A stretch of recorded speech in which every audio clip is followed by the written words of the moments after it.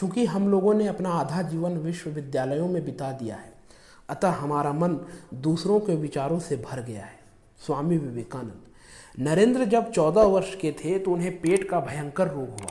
ये रोग कई दिन तक रहा और इससे शरीर सूखकर कांटा हो गया। उस समय उनके पिता काम से रायपुर में थे और उन्हें वहां अभी काफ़ी दिन रहना था।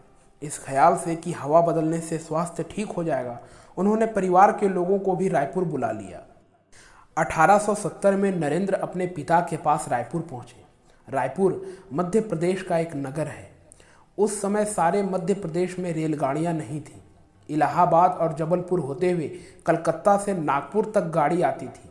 नागपुर से रायपुर जाने में 2 सप्ताह से अधिक समय लगते थे और हिंसक जंतुओं वाले घने जंगल में से बैलगाड़ी द्वारा जाना पड़ता था।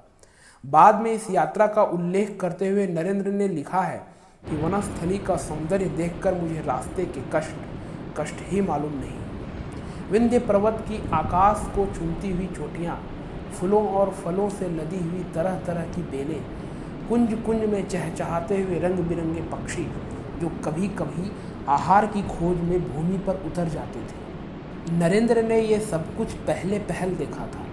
देश की अतीत कहानियां पहले से ही उनके मन पर अंकित थी। अब उसका रूप, उसका वैभव, विशालता और महानता भी अंकित हो गई थी। देश को और अधिक देखने की इच्छा भी यहीं से पैदा हुई। ये वो अवस्था थी जब चरित्र का निर्माण होता है।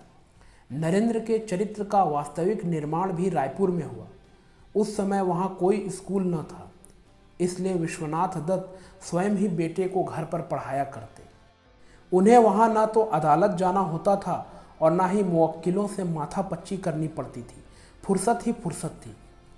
पाठ्य पुस्तकों के अलावा वो नरेंद्र को इतिहास, दर्शन और साहित्य संबंधी विभिन्न पुस्तकें पढ़ाने लगे। बेटे की ग्रहण शक्ति देखकर विश्वनाथ दंग रह गए और उन्हें उसे पढ़ाने में आनंद आने लगा। उन्होंने बड़े परिश्रम से जितना ज्ञान अब तक अर्जित किया था वो अपने इस सुयोग्य पुत्र को सौंप दिया। उनके घर में हर रोज रायपुर के गुण ज्ञानी व्यक्तियों का जमघट होता था। साहित्य, दर्शन आदि विभिन्न विषयों पर चर्चा चलती थी। घंटों वाद विवाद होता और सूक्ष्म विवेचन भी किया जाता था। उस समय सुबह नरेंद्र भी वहीं उपस्थित होते और वाद विवाद ध्यान से सुना करते। कभी कभी विश्वनाथ बाबू नरेंद्र से भी किसी विषय पर उनकी राय पूछते और यूं उन्हें विवाद में भाग लेने के लिए प्रोत्साहित करते थे। नरेंद्र उम्र में चाहे छोटे थे, पर उनके विचार इतने साफ सुथरे और सुलझे हुए थे कि सुनकर बड़े बड़े भी आनंद से झूम उठते थे। विश्वनाथ के मित्रों में एक सज्जन बंग साहित्य के प्रसिद्ध लेखक थे। एक दिन जब वे साहित्य पर वाद विवाद कर रहे थे तो उसमें भाग लेने के लिए नरेंद्र को भी बुला लिया गया। बस अब क्या था, नरेंद्र ने थोड़े ही समय में ये सिद्ध कर दिया कि उन्होंने अधिकांश लेखकों की पुस्तकें न सिर्फ पढ़ ली, बल्कि उनके बहुत से अंश उन्हें कंठस्थ हैं और वो उनकी तर्क संगत आलोचना भी कर सकते हैं। उन लेखक महोदय ने विस्मय और आनंद में भरकर कहा, बेटा, आशा है कि एक दिन बंग भाषा तुम्हारे द्वारा गौरवान्वित होगी। और अब ये कहने की कोई आवश्यकता नहीं कि उन लेखक महोदय की भविष्यवाणी सही साबित हुई। नरेंद्र रायपुर में 2 बरस तक रहे।